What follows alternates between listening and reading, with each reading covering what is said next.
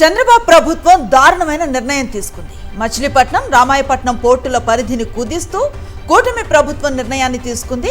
ప్రైవేటుకు తీర ప్రాంతాన్ని ధారాదత్తం చేసేందుకు చంద్రబాబు ప్రభుత్వం బరితెగించింది. మచిలీపట్నం, రామాయపట్నం తీర ప్రాంతాలపై చంద్రబాబు కన్నుపడింది. టీడీపీ బినామీలకు రాసిచ్చేందుకు పరిధి తగ్గిస్తూ చంద్రబాబు నిర్ణయాన్ని తీసుకున్నారు. కేబినెట్ నిర్ణయం మేరకు ప్రభుత్వం జీవోలు జారీ చేసింది. రేషనలైజేషన్ పేరుతో భారీ స్కామ్లకు తెరలేపారు చంద్రబాబు.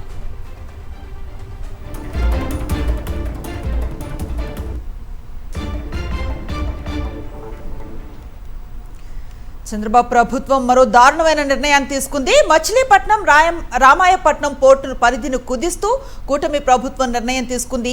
ప్రైవేటుకు తీర ప్రాంతాన్ని ధారాదత్తం చేసేందుకు చంద్రబాబు ప్రభుత్వం బరితెగించిన పరిస్థితి. కంప్లీట్ డీటెయిల్స్ అందిస్తారు మా కరెస్పాండెంట్ సతీష్ అందుబాటులో ఉన్నారు. సతీష్, ఎలా చూడొచ్చు ఈ జీవోని, పరిణామాలు ఎలా ఉంటాయంటారు?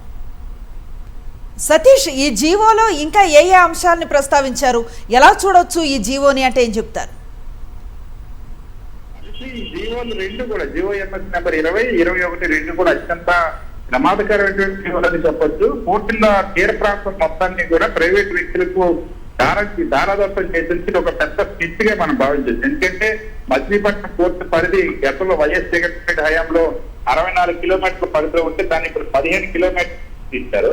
అంటే ఈ రిమైనింగ్ 49 కిలోమీటర్ల పరిధి ఏదైతే ఉంది ఇప్పుడు విత్తలు విడిగా తమకు కావాల్సిన వాళ్ళకి ఇష్టానుసారంగా ఆ పరిధిలో కేటాయింపు చేసుకోవడానికి ప్రైవేట్ సంస్థలకి దారాదత్తం చేసుకోవడానికి వీలు కల్పిస్తున్నారు. అదేవిధంగా రామాయపట్నం పరిధిని కూడా వైఎస్ జగన్మోహన్ హయాంలో 51 కిలోమీటర్ల పరిధి ఉంటే దాన్ని ఇప్పుడు 15 కిలోమీటర్ల పరిధికి కుదించారు. అంటే ఈ రిమైనింగ్ ఈ 36 కిలోమీటర్ల పరిధిని కూడా ఈ తీర ప్రాంతాన్ని తమకు నచ్చిన వాళ్ళకి అప్పగించుకోవడం. ఇప్పటికీ ఈ పోర్టుని పూర్తిగా ప్రైవేటీకరణ చేసేందుకు ప్రైవేట్ వ్యక్తుల చేతుల్లో పెట్టేందుకు రామాయపట్నం పోర్టుకి సంబంధించి ప్రైవేట్ ఆపరేటర్ కి ఇప్పటికే ఏదైతే అప్పగించాలనుకోండి నిర్ణయించుకో దానికి కూడా జీవో జారీ చేసుకోవడంలో కంటెంట్ కూడా తెలవదు.